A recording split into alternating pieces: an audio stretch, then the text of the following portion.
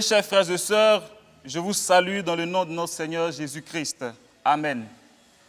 Le message que je voudrais partager avec vous en ce jour a pour thème « Restez focalisés sur Christ ». Et pour soutenir ce thème, nous lirons le texte extrait de l'épître de Paul aux Philippiens, au chapitre 3, du verset 12 au verset 14. Mais avant la lecture de notre texte et l'explication de notre thème, nous vous invitons à la prière. À qui irions-nous, Seigneur, toi qui as les paroles de vie? Que cette parole, Seigneur, nous conduise, nous dirige, que nous puissions trouver en cette parole la force de rester toujours attachés, de rester toujours focalisés sur ton œuvre, au nom de Jésus-Christ. Amen. Philippiens chapitre 3, versets 12 à 14. Et nous lisons. Ce n'est pas que j'ai déjà remporté le prix ou que j'ai déjà atteint la perfection, mais je cours pour tâcher de le saisir, puisque moi aussi j'ai été saisi par Jésus-Christ. Frères, je ne pense pas l'avoir saisi, mais je fais une chose, oubliant ce qui est en arrière et me portant vers ce qui est en avant, je cours vers le but pour remporter le prix de la vocation céleste de Dieu en Jésus-Christ. Amen. Bien-aimés chers frères et sœurs, dans ce texte, il est question de l'apôtre Paul qui, après avoir répété les fondements de la foi chrétienne à ses contemporains, les Philippiens, parle de la poursuite du but afin de remporter le prix. Il décrit sa position comme celle d'un athlète n'ayant pas encore atteint la ligne finale et qui continue de courir. Il ne parle certainement pas de la course vers son salut, mais plutôt vers la nécessité d'être toujours davantage engagé pour Dieu après avoir accepté, après avoir été sauvé par Jésus-Christ. L'apôtre Paul veut rester concentré. L'apôtre Paul veut rester connecté. L'apôtre Paul veut rester engagé par rapport à son appel. Il veut rester focalisé sur Christ, quelles que soient les difficultés, afin de remporter le prix qui est lié à cet appel. Bien-aimés, chers frères et sœurs, nous connaissons très bien l'apôtre Paul. On peut le décrire comme étant un champion du Seigneur en ce qui concerne l'œuvre, en ce qui concerne son intimité avec Jésus. La Bible parle de ses nombreuses expéditions missionnaires et des miracles que Dieu faisait à travers lui. Celui à qui Jésus a fait vivre des expériences extraordinaires à travers la Bible. L'homme qui fut enlevé au paradis et qui entendit des paroles ineffables qui n'étaient même pas permis à un homme d'exprimer, selon que nous rapporte 2 Corinthiens chapitre 12, le verset 4. C'était un serviteur dévoué pour la cause du Seigneur. Mais malgré tout cela, il était conscient que tant qu'il était encore sur cette terre, il devait continuer de courir vers le but, c'est-à-dire rester concentré sur sa mission. Il devait toujours continuer d'apprendre à connaître Jésus-Christ. L'apôtre Paul devait chercher à ressembler de plus en plus à Jésus-Christ. Il devait rester focalisé sur Christ. Et comme l'apôtre Paul, en ce jour, nous aussi, nous sommes invités à être focalisés sur Christ, à rester concentrés sur notre objectif. Rester focalisé sur Christ consiste, chers frères et sœurs, à diriger notre attention, à diriger nos intérêts sur Christ. Nos pensées doivent être toujours focalisées sur Jésus-Christ. Tout ce que nous faisons, nous devons mettre Dieu, nous devons mettre Jésus-Christ au centre de tout ce que nous faisons. Continuer avec engouement et amour l'œuvre à laquelle il nous a appelés. Frères et sœurs, nous ne devons jamais perdre de vue cela, quelles que soient les difficultés ou même les exploits que nous faisons. N'oublions pas, chers frères et sœurs, que nous sommes dans les temps de la fin et que nous avons un adversaire qui ne dort pas. Il sait qu'il n'a plus assez de temps et il redouble d'efforts pour nous empêcher d'atteindre ce but. Le diable veut s'amuser à nous empêcher de rester connectés, de rester concentrés sur Jésus-Christ. Et donc, puisqu'il s'agit d'une guerre, il a des stratégies. Il use des stratégies Il y en a plusieurs qui l'utilisent. Mais ce jour, nous allons seulement aborder 3 stratégies face auxquelles nous devons prendre garde et rester focalisés sur Jésus-Christ. La première et la principale stratégie est la distraction. Oui, la distraction est tout ce qui se présente sur notre chemin pour nous détourner ou bien pour détourner notre attention de l'appel ou du but que Dieu a pour nous. C'est l'arme d'ailleurs que le diable utilise le plus pour nous empêcher de rester focalisés. Oui, chers frères et sœurs, la distraction vient le plus souvent pour nous stopper dans notre élan. Au moment où tu prends la pleine mesure de ton appel, au moment où tu prends la pleine mesure de ton ministère, au moment où tu comprends que le Seigneur est avec toi et qu'il t'encourage à aller de plus en plus en avant, c'est en ce moment-là que des distractions viennent. La distraction peut se présenter sous n'importe quelle forme, chers frères et sœurs. Ça peut être une personne que le diable utilise pour te distraire. Ça peut être même un endroit. Il y a des endroits qui te distraient. Il y a des endroits que tu fréquentes qui te distraient.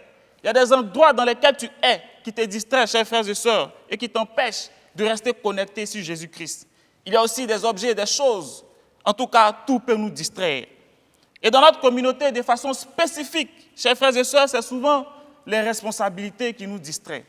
Les responsabilités sont bonnes, mais chaque fois que la responsabilité t'empêche de rester focalisé sur Christ, tu dois abandonner la responsabilité. Faisons attention car toutes responsabilités ne sont pas bonnes à être assumées. Surtout, comme je l'ai dit tout à l'heure, lorsqu'elles ne nous permettent pas de faire ce pourquoi nous avons été appelés. Mais il y a aussi les agapés. Oui, nous aimons bien les agapés. Et ce sont de bonnes choses. Mes chers frères et sœurs, si on y prend garde, ce sont des choses qui peuvent nous assoupir. Oui, et le Seigneur disait à juste titre, il nous prévenait en nous disant de prendre garde, de craindre que nos cœurs ne s'apaisantissent par les excès du manger et du boire, et aussi par les soucis de la vie. Il le disait en Luc 21, le verset 34. Un autre exemple de distraction se trouve aussi dans Matthieu, chapitre 16, du verset 23 au verset 24, où Jésus annonçait qu'il allait mourir, et c'est en ce moment que Pierre essayait de le dissuader. Mais ayant discerné cette distraction, Jésus était resté sur l'intention originelle de Dieu. Pourquoi? Parce qu'il connaissait la pensée de Dieu, il connaissait le plan de Dieu pour lui, il connaissait sa mission, donc il est resté focalisé sur sa mission. Nous devons faire pareil. Nous ne devons pas nous laisser distraire par les ruses du diable, mais nous devons rester focalisés sur Jésus-Christ. La deuxième stratégie que le diable utilise, c'est celle de nous décourager en nous présentant des attentes qui ne sont pas satisfaites. Oui, nous sommes des hommes et nous avons des attentes. Nous voulons souvent satisfaire plusieurs attentes afin que notre joie soit parfaite. Ça peut être le mariage. Oui, nous soupirons souvent après le mariage. Ça peut être un travail décent, en ce moment où le chômage bat son plein, où tout le monde cherche du travail, surtout les jeunes. Ça peut être un élément sur lequel le diable s'appuie pour te décourager. Ça peut être la recherche d'un enfant dans un foyer. Chers frères et sœurs, nous savons combien de fois, dans les foyers, c'est un problème. Ça peut être un élément sur lequel le diable s'appuie. Tu as travaillé dans un service depuis des années, tu n'as pas encore eu de promotion. Ça te fait mal, comme on dit chez nous. Ça peut être un élément sur lequel le diable s'appuie pour te décourager. En te disant, tu vois, depuis que tu sers le Seigneur, depuis que tu suis Jésus, regarde, ton Jésus n'est-il pas capable de te donner cette promotion? Ton Jésus n'est-il pas capable de te sortir de ta situation? Le diable utilise tout cela pour nous décourager. Le découragement vient ici pour un but, pour nous faire perdre la foi. Et nous savons que sans la foi, chers frères et sœurs, nous ne pouvons pas faire quelque chose. Sans la foi, il nous sera impossible de plaire à Dieu, ni même d'avancer dans notre ministère, de rester focalisé sur Jésus-Christ. Mais nous devons comprendre que chaque problème, que chaque situation, que toute circonstance a une date d'expiration. Ça va finir un jour, comme on dit. Ça va finir un jour. Nous avons un Dieu qui est capable de l'impossible. Lorsque nous parcourons la Bible, nous pouvons voir des exemples. Des personnes qui étaient en attente, qui avaient des attentes qui n'étaient pas encore satisfaites. Et le Seigneur est intervenu, même si c'était à la dernière minute, comme nous le disons. Mais le Seigneur est toujours là. Il ne nous abandonne jamais. Gardons la foi. Chers frères et sœurs, comme nous le recommande Éphésiens chapitre 6, le verset 16. Et la dernière stratégie que le diable utilise et que nous voulons aborder est l'accusation. L'accusation, c'est-à-dire le fait de désigner quelqu'un comme responsable d'une faute sans preuve. En fait, c'est une calomnie malveillante. Le plus souvent, cela se fait par la critique pour divulguer des choses aux yeux de tout le monde.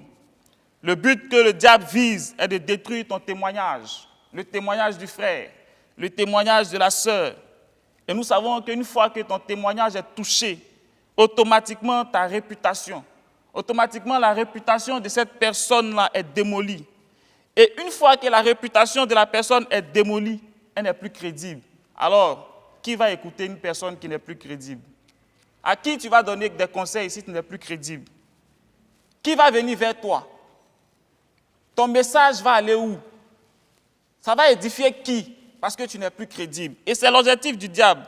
Et nous comprenons maintenant pourquoi ceux qui sont engagés dans le ministère, ceux qui sont engagés dans l'œuvre de Dieu, ceux qui travaillent, comme on le dit, à l'église, dans la maison du Seigneur, sont victimes de ce genre de stratégie du diable. Le diable, en effet, veut les stopper net dans leur élan. Mes chers frères et sœurs, ce qu'il faut faire face à cette accusation, c'est de ne même pas répondre et d'être encore plus motivé dans notre marche avec Jésus-Christ. En réalité, le diable est frustré. Il est vraiment frustré lorsque nous ne lui répondons pas, parce qu'il ne pourra pas utiliser nos réponses pour continuer son travail. Et ce qui l'énerve, ce qui lui fait mal, c'est que toi, tu ne t'occupes pas de lui, mais tu continues de faire ce que le Seigneur t'a demandé de faire. Tu continues l'œuvre à laquelle le Seigneur t'a appelé. Ça lui fait mal. Et c'est ça la stratégie. Bien-aimés chers frères et sœurs, pour conclure, nous vous exhortons à ne pas vous arrêter, à ne pas arrêter dans votre élan, au milieu des distractions qui vous assaillent quotidiennement. Nous vous prions de ne pas céder au découragement, ni aux accusations, ni même à quelques difficultés que ce soit, mais plutôt à rester focalisé sur notre Jésus-Christ, notre doux Jésus-Christ, afin de remporter le prix. Soyons de plus en plus en feu pour Dieu et restons connectés, restons focalisés sur Jésus-Christ. Amen. Que Dieu nous bénisse. Je voudrais maintenant t'inviter à prier le Seigneur. Prier pour ce que tu viens d'entendre. De là où tu te trouves, chers frères et sœurs, quelle que soit la position dans laquelle tu te trouves, ce que tu as reçu de la part du Seigneur ce jour, utilise cette parole et commence à élever la voix. Commence à dire quelque chose au Seigneur. Seigneur, nous te bénissons. Nous voulons commencer par te demander pardon. Pardon parce que nous avons été des canaux pour distraire le peuple, des canaux pour distraire un frère, des canaux pour distraire des sœurs, des canaux, Seigneur, pour stopper par la distraction, par les accusations nos frères et sœurs. Nous voulons te demander pardon ce jour, afin que ta grâce abonde et surabonde sur nos vies. Seigneur Jésus, nous avons besoin de toi. Nous avons besoin de ta force. Nous avons besoin que tu aiguises notre foi. Nous avons besoin que tu nous fortifies, afin que dans ce monde en pleine difficulté, nous puissions nous distinguer en restant attachés à toi. Que ton nom soit béni, que ton nom soit à jamais élevé, au nom de Jésus-Christ. Amen.